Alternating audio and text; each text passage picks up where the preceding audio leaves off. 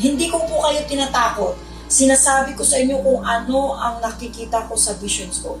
Ang gusto ko lang po ay maging aware kayong lahat.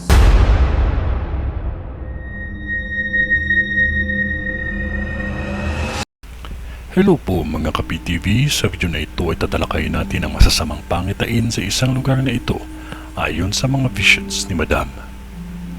Pero kung ikaw ay hindi pa nakasubscribe sa aking channel, baka naman.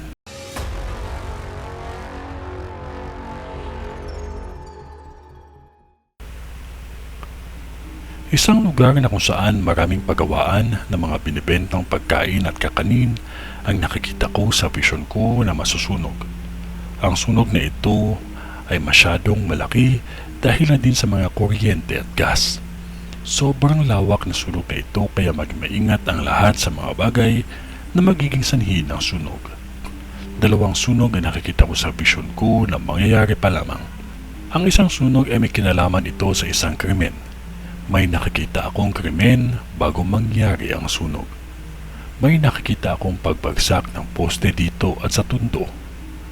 Matinding abala ito dahil magkakaroon ng aksidente sa araw ng pagbagsak ng poste.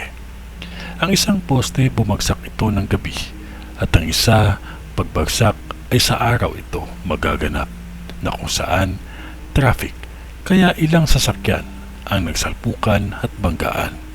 Huwag po ninyong masamain ang aking mga visions na nakikita. Ito ay isang babala upang lahat tayo ay makapag-ingat at handa. Kahit sa araw ng ulan o bagyo ay may mangyayaring sunog sa 3 lugar ng Luzon. Uulitin ko po, hindi ako Diyos, hindi din ako propeta. Kung ano man ang ipinakita ng Diyos sa akin ay hanggang dun lang din ang aking masasabi. Kaya huwag natin kalimutan ang manalangin. Ito ay ang vision ni Madam sa Alabang.